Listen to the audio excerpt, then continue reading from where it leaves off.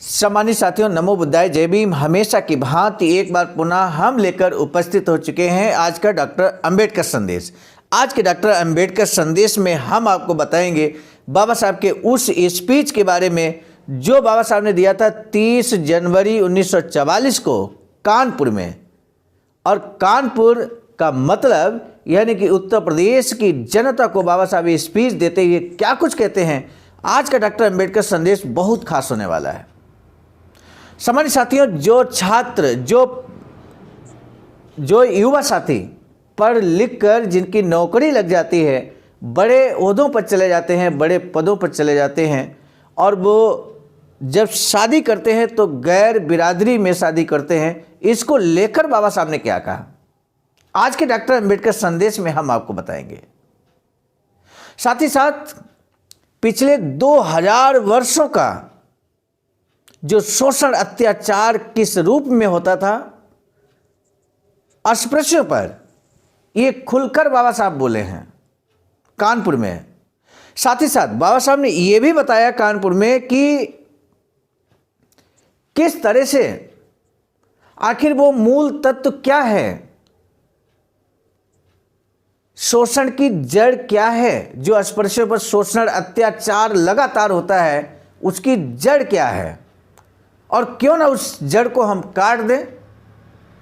इस संबंध में भी बाबा साहब ने अपने विस्तार से विचारों को रखा है। कौन है ऐसा बुद्धिजीवी जो बाबा साहब के इन विचारों को जानना नहीं चाहेंगे। यदि वास्तव में आप बाबा साहब के सच्चे अनुयायी हैं, सच्चे डॉक्टर अंबेडकर मिशनरी हैं, तो आपसे हमारा अनुरोध है कि डॉक्टर अंबेडकर संदेश को न सिर्फ नियमित वाच करें बल्कि अंत तक वाच किया करें, और आज का ये संबोधन जरूर आप अंत तक वाच करें। अब बिना विलंब के हम शुरू करेंगे आज का डॉक्टर अंबेडकर संदेश, जिसमें बाबा साहब कहते हैं सत्ता के समान विभाजन के बगैर स्वराज का क्या मतलब। बाबा साहब डॉक्टर अंबेडकर संपूर्ण वाङ्मय खंड 39 से पेज नंबर 387 से 390 तक बाबा साहब का ये स्पीच आप स्वयं भी पढ़ सकते हैं। आज का डॉक्टर अंबेडकर संदेश प्रसारित किया जा रहा है स्थान Buddha Bodhisattva Ambedkar international centre BBAIC, Sarnath, Varanasi, राज्य उत्तर प्रदेश, देश भारत के सौजन्य से। 30 जनवरी 1944 को कानपुर में एन शिवराज की अध्यक्षता में Akhil Bharatiya schedule caste federation का दूसरा अधिवेशन हुआ। इस अवसर पर डॉक्टर बाबा साहब भीमराव अंबेडकर ने अपने भाषण में क्या कुछ कहा, अब हम लेकर उपस्थित हैं। बाबा साहब कहते हैं, बहनों और भाइयों, आज की परिषद प्रातिनिधिक है। इसमें हिस्सा लेने के लिए हिंदुस्तान के लगभग सभी प्रांतों से लोग आए हुए हैं। बंगाल और असम के हमारे प्रतिनिधि नहीं आ सके क्योंकि वे जापान के साथ चल रहे युद्ध में महत्वपूर्ण जिम्मेदारी निभा रहे हैं। परिषद के लिए आए इतने सारे लोगों को देखकर मुझे संतोष महसूस हो रहा है। हालांकि आज यहाँ उपस्थितों में महिलाओं की संख्या कम है। हमारे महाराष्ट्र और CP में, मध्य प्रांत में किसी भी सभा में हजारों की संख्या में महिलाएं उपस्थित रहती हैं। हमारी तरफ महिलाएं पर्दा नहीं करती। इसका तात्पर्य ये हुआ कि जब बाबा साहब कानपुर में बोल रहे थे, वहाँ पर जितनी महिलाएं थीं वो पर्दा किए हुए बैठी होंगी। पति और पत्नी दोनों सामाजिक कार्यों में हिस्सा लेते हैं, उसी तरह आप लोगों को भी साथ साथ हिस्सा लेना चाहिए। उसके बगैर हमारे समाज का विकास संभव नहीं है। आज हमने जो आंदोलन छेड़ा है वह बड़े पैमाने पर होना चाहिए। साथ ही हमें यह जानना समझना होगा कि हमारे आंदोलन का मूल तत्व क्या है।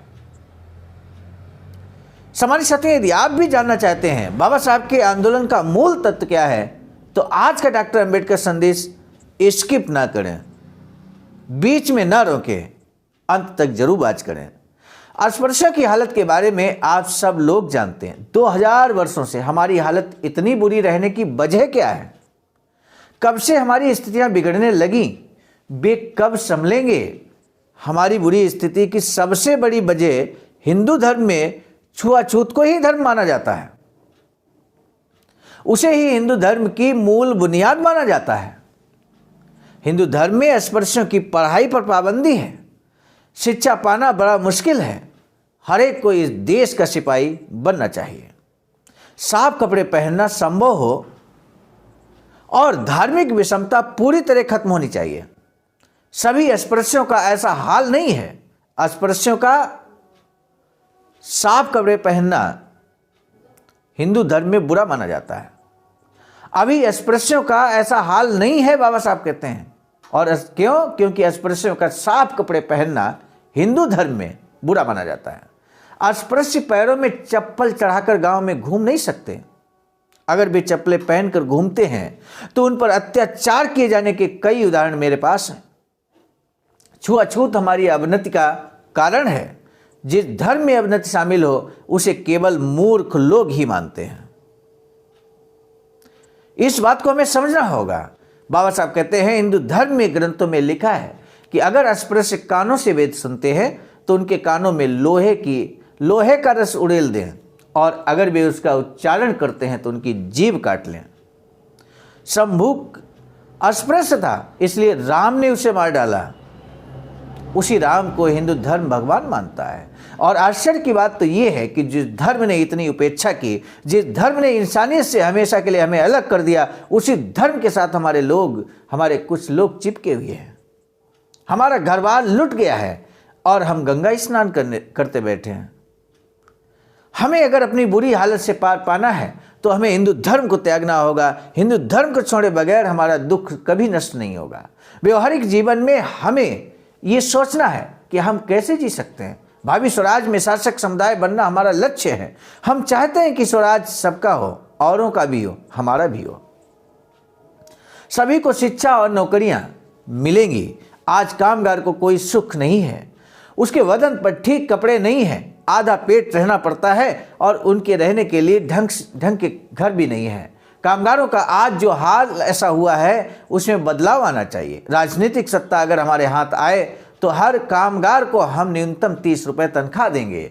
हमारे राज्य में कामगारों को रहने के लिए अच्छे घर मिलेंगे और कामगार को पेंशन मिलेगी। हमारे राज्य में बीमारी का भत्ता दिया जाएगा और कोई बेकार नहीं रहेगा। लेकिन ब्राह्मण लोग सत्ता हमारे हाथ नहीं आने देते। मुसलमानों का राज था, तब ब्राह्मणों ने अल्लाह ओ अकबर कहते हुए दिन बिताए। आज भी अंग्रेजों की सेवा में लगे हैं। अंग्रेजों की जय बोलकर ब्राह्मणों ने सभी महत्वपूर्ण पदों पर कब्जा किया है। इन हालात को नष्ट करते हुए हमें सत्ता को अपने हाथ में लेना है। उसके लिए हमें अपनी सामर्थ्य बढ़ानी होगी। सामर्थ्य कैसे बढ़ेगी? बाबा साहब कहते हैं, हमारे दल के पास कांग्रेस की तरह संपत्ति नहीं है। स्वराज में हम पर किसी और का राज होगा। उसके लिए पूरा मनुष्य बल इकट्ठा कर हमें अपनी सामर्थ्य बढ़ानी होगी। हिंदू लोगों का एक अलग गुट है, मुसलमानों का एक अलग समूह है और हमारा समूह भी अलग से है। इस प्रकार इस देश में तीन प्रमुख अलग अलग गुट हैं। इस देश की सत्ता को इन तीनों गुटों में समान रूप से बांटना होगा। सत्ता के समान बंटवारे के बगैर इस देश में स्वराज नहीं आएगा। अंग्रेज मुसलमानों को बड़ा मानते हैं और उन्हें सरकार से रियायतें भी मिलती हैं। आज की तारीख में मुसलमानों की मांग है कि पाकिस्तान या 50% कांग्रेस के लोग बाहर आएंगे और मुसलमानों को 50% देंगे। लेकिन हमारी मांगे हमें अपनी सामर्थ्य दिखाए बगैर नहीं मिलेंगी। कांग्रेस और मुसलमानों को नहीं लगता कि अस्पृश्यों की मांगे पूरी हों। इसलिए मैंने Akhil Bharatiya schedule caste federation की स्थापना की है। अब हिंदुस्तान की सभी अस्पृश्य लोगों को इकट्ठा होकर संग्राम के लिए तैयार होना चाहिए। सम्मान पाने और नेता बनने के कई लोग लालची हैं। फाइलों में या कागजों में लिखा होने से नेता नहीं बनता, नेता बनना नहीं होता। अखबारों में नाम छपने से कोई व्यक्ति नेता नहीं बनता। महत्वपूर्ण बिंदु ये है कि नंबर 1, CID का दफ्तर बहुत बड़ा है। उसमें हर नेता के कार्य की डायरी रखी जाती है। आपके नाम से ऐसी डायरी बननी चाहिए। सच्चा काम कीजिए। अपने हकों को पाने के लिए जान की बाजी लगा दें। गवर्नर को नेता का डर लगना चाहिए। नेता का कहना नहीं माना तो वह जिस समाज का नेता है वह समाज अपने सिर पर जूते मारेगा। इस बात का गवर्नर को डर लगना चाहिए। उसी को सच्चा नेता कहा जाता है। अस्पृश्य समाज में एका नहीं है। अस्पृश्य लोग आज भी आपसी छुआछूत मानते हैं। ये प्लेग ब्राह्मणों से अधिक हम में है। जात धर्म हम में से नष्ट होना चाहिए। मैं जाति भेद को नहीं मानता। जो जाति मानता है वह नेता नहीं बन सकता। पिछले 25 सालों का ये मेरा अनुभव है। समता सैनिक दल हमारी राजनीतिक पार्टी की सामर्थ्य है। लड़ने वाले सैनिकों के बगैर कोई पार्टी सामर्थ्यवान नहीं बनने वाली। हमें तो बड़ी बड़ी संस्थाओं से टक्कर लेनी है। इसीलिए हमें समता सैनिक दल को बढ़ाना होगा। समता सैनिक दल को बढ़ाना हर नेता का कर्तव्य है। अगला पॉइंट है, कानपुर और अन्य सभी जगहों पर एक दल की स्थापना करो। हर महीने दल के सदस्यों से एक आने का चंदा लीजिए। हमारी मुंबई में समता सैनिक दल का काम जोरों से चल रहा है। परिषद के बाद हमारा काम ठंडा पड़ता है, उसे ठंडा न पड़ने दें। हमारा काम निरंतर चलते रहना चाहिए। लोगों को जागरूक बनाएं, युवकों को संगठित बनाएं। कई संस्थाओं से मुझे मानपत्र दिए गए हैं, मैं उनको धन्यवाद देता हूं। कानपुर में बाबा साहब ने लोगों को जागरूक बनाए जाने की वकालत की है, पुरजोर कोशिश की है। युवकों को संगठित बनाने की बात कही है मेरे साथियों। और खासकर ये डॉक्टर अम्बेडकर संदेश यदि कानपुर के साथी अगर सुन रहे हैं तो उन्हें बाबा साहब की एक एक बात पर गौर करना चाहिए। और कानपुर के ही क्यों, पूरे भारतवर्ष के लोगों को बाबा साहब की बात को मानना होगा, क्योंकि बाबा साहब की ये बातें आज भी माने जाने की आवश्यकता है। डॉक्टर अम्बेडकर संदेश के माध्यम से आपको जानने का ये सुनहरा अवसर, बाबा साहब के द्वारा कहे गए एक एक शब्द को जानने का सुनहरा अवसर आपको मिल रहा है। अब जब जान ही जाएंगे तो मानने में क्या समस्या है। कई संस्थाओं से मुझे मानपत्र दिए गए हैं, मैं उनको धन्यवाद देता हूं। लेकिन मुझे भी मानपत्र नहीं चाहिए, मैं बस काम करना चाहता हूं। अगर सम्मान पाने के लिए मैं काम करता तो आज कांग्रेस का अध्यक्ष बनता। मैं आपसे यही कहना चाहता हूं कि काम कीजिए तो सम्मान आपको खोजते हुए आएगा। अस्पृश्य समाज को राजनीतिक अधिकार दिलाने का काम मैं कर रहा हूं। कई लोग मुझसे पूछते हैं कि मैं पूरे देश की आज़ादी का काम क्यों नहीं करता। पंडित जवाहरलाल नेहरू को देश के लिए काम करने के लिए हजारों कॉलेज छात्र मिल सकते हैं, लेकिन अस्पृश्यों का काम करने के लिए पंडित नेहरू का कोई छात्र नहीं आएगा। फिर ये काम कौन करेगा। सामान्य साथियों, वर्तमान परिदृश्य में हमें इस बात को कैसे जोड़ना है, हम जरूर यहां पे हिंट करना चाहते हैं। जितने भी सर्वजन के संगठन हैं, जहां पर सर्वजन की समस्याओं को प्राथमिकता दी जाती है, आप सोच कर देखिए, जब कभी दलितों पर अत्याचार होता है, अस्पृश्यों पर अत्याचार होता है, SC ST पर अत्याचार होता है, सर्वजन संगठन नेतृत्व न करते हैं, बल्कि यहां तक आपका सहयोग देने के लिए तैयार नहीं होते। आखिर क्यों? आप कहेंगे इसका कोई उदाहरण, तो हम कहते हैं चाहे वो भारत बंद का आंदोलन रहा हो 2 अप्रैल 2018 का, क्या सर्वजन संगठनों में से कोई संगठन आपके साथ आया? हाथरस कांड रहा हो, या आए दिन शोषण अत्याचार की घटनाएं होती हैं, क्या कोई सर्वजन संगठन इन मुद्दों पर बात करता है कि अनुसूचित जाति जनजाति पर अत्याचार नहीं होना चाहिए? क्या ऐसी कोई मांग उनके ज्ञापन में होती है? और यदि हमारी बात उनके ज्ञापन में नहीं होती, उनके एक तरह से बनाए गए जो संगठन का बाइलाज है, उसमें हमारे हितों की कोई रक्षा की बात नहीं होती, और एक बड़ा बहुसंख्यक वर्ग हम कह सकते हैं, तो ऐसे में कौन करेगा? वो हमारे हितों की बात कौन करेगा? हमें जरूर इस बात पे गंभीर चिंतन करना चाहिए। और बाबा साहब यहाँ जो कहते हैं उसको जरा ध्यान से आप सुने और समझें, और उसके बाद उसका अनुपालन सुनिश्चित करें। हमें अपने संगठनों में काम करके अपने समाज के लिए काम करना होगा, अपने समाज के हित में काम करना होगा।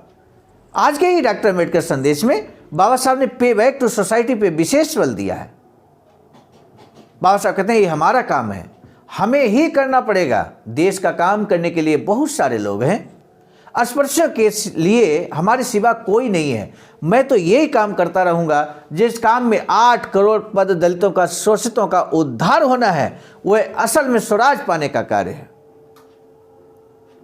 छात्रों ने मुझे जो मान पत्र दिया है उसके लिए मैं उनके प्रति धन्यवाद प्रकट करता हूं। अस्पृश्य छात्रों से मैं एक सवाल पूछना चाहता हूं, उपाधि पाने के बाद नौकरी मिलेगी तो उसके बाद आप अपने समाज के लिए क्या करेंगे?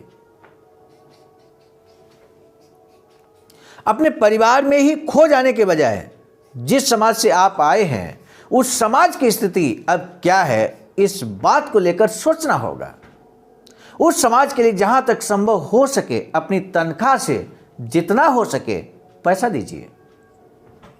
हिंदुस्तान सरकार से हर साल अपने छात्रों की उच्च शिक्षा के लिए मैंने 3 लाख रुपए मंजूर करवाए हैं। उसका खूब इस्तेमाल कीजिए, महत्वपूर्ण ओहदों पर कब्जा कीजिए। आप अगर इस सुविधा का लाभ नहीं उठाएंगे, महत्वपूर्ण पद तक नहीं पहुंचेंगे तो आगे चलकर आप ही पछताएंगे। वर्तमान में सम्मानित साथियों, आप इस बात को महसूस कर रहे होंगे जिस तरह से पूरे देश में निजीकरण की व्यवस्था चल रही है, उसे जो महत्वपूर्ण पद हैं, सरकारी नौकरियां हैं, वो कहीं ना कहीं खतरे के घंटी बज चुकी है और खतरे में है। इसको दूसरे तरीके से हम कह सकते हैं कि निजी क्षेत्र में चूंकि आरक्षण नहीं है, रिजर्वेशन नहीं है, तो आप कैसे जाएंगे निजी क्षेत्र में? निजी कंपनियां आपकी तो है नहीं। ऐसे में आपको समय रहते समय का सदुपयोग करके इन उच्च पदों पर जो अभी थोड़ा बहुत जो प्रतिनिधित्व तो आपके लिए बचा है उस पर आपको कब्जा करना होगा। सम्मानित साथियों, अपनी ही सीट नहीं बल्कि जनरल कैटेगरी में भी आप अप्लाई कर सकते हैं। जनरल कैटेगरी के पद को भी आप प्राप्त कर सकते हैं और इतनी क्षमता आपको अपने अंदर डेवलप करनी है कि आप जनरल जो लिस्ट बने किसी भी पद पर उसमें आप सर्वोच्च स्थान प्राप्त करें। बाबा साहब कहते हैं कि महत्वपूर्ण पद तक आप नहीं पहुंचेंगे तो आगे चलकर आप ही पछताएंगे।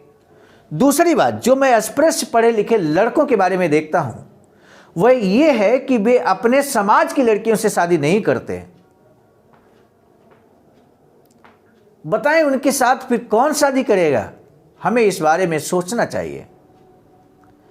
सामान्य साथियों, निश्चित रूप से आज भी इस तरह की घटनाएं आपके संज्ञान में होंगी। यदि कोई हाईलाइटेड इस तरह का मामला आपके संज्ञान में है तो कमेंट सेक्शन में आप दे सकते हैं। बाबा साहब कहते हैं मैं आप सब लोगों से कहना चाहता हूं कि हमने जो लड़ाई शुरू की है वह बहुत बड़ी है, पवित्र है। अपने समाज की उन्नति के बगैर हमें ये लड़ाई रोकनी नहीं है। यानी कि बाबा साहब चाहते हैं कि जब हमारा समाज उन्नति के मार्ग पर आगे बढ़ेगा तब तक हमें इस लड़ाई को जारी रखना है। और वर्तमान में आप ये नहीं कह सकते हैं कि हमारा समाज सर्वोच्च शिखर पे पहुंचा है। नहीं पहुंचा मेरे साथियों, क्योंकि थोड़ी सी उन्नति करने के बाद हमें जो मिले संवैधानिक अधिकारों के पर कतरे जा रहे हैं। अभी हमने जिक्र किया निजीकरण का जिक्र किया, आप भली भांति इस बात को समझ पा रहे हैं।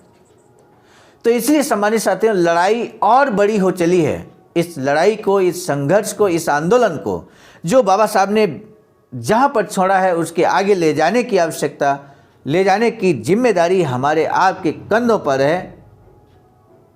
इसे हमें आगे बढ़ाना होगा। इसी निवेदन और आह्वान के साथ आज का डॉक्टर अंबेडकर संदेश समाप्त करने की ओर हम अग्रसर हैं। आज का पहला प्रश्न, बाबा साहब डॉक्टर भीमराव अंबेडकर ने अस्पृश्यता नष्ट करने के लिए आंदोलन का मूल तत्व क्या बताया है? डॉक्टर बाबा साहब ने प्रतिनिधि एवं नेतृत्व अस्पृश्य पढ़े लिखे लड़कों को क्या मार्गदर्शन किया है? इस संबंध में आप अपने विचार कंक्लूड करके दे सकते हैं। हमें आपके विचारों का बेसब्री से इंतजार रहेगा। आज का डॉक्टर अंबेडकर संदेश निश्चित तौर पर आप स्वयं ने महसूस किया होगा, आपने महसूस किया होगा कि ये डॉक्टर अंबेडकर संदेश जन जन तक जरूर पहुंचना चाहिए। हो सकता है इससे पहले आपने कोई डॉक्टर अंबेडकर संदेश हो सकता है शेयर न किया हो, लोगों तक न पहुंचाया हो, लेकिन आज हम जरूर उम्मीद करेंगे कि आज का ये कानपुर में दिया गया बाबा साहब का भाषण, डॉक्टर अंबेडकर संदेश जन जन तक पहुंचाने के लिए हम विशेष निवेदन आपसे करते हैं। और इसी निवेदन के साथ हम आपको बता दें, आज का डॉक्टर अंबेडकर संदेश हम लेकर आए थे मिशन नायक बुद्ध मित्र मुसाफिर सर, राष्ट्रीय अध्यक्ष चाबाज का नई दिल्ली की प्रेरणा में, साथ ही साथ संकलन करता हूँ परम आदरणीय विजय कुमार बौद्ध जी, प्रांतीय कोषाध्यक्ष चाबाज का बिहार, प्रस्तुत करता हूँ मैं स्वयं सर्वजीत आर्या, राष्ट्रीय मीडिया प्रभारी IIT सेल आवाज का नई दिल्ली। मिलेंगे नए डॉक्टर अंबेडकर संदेश में, तब तक दीजिए इजाजत। आप सभी को सादर नमो बुद्धाय, जय भीम।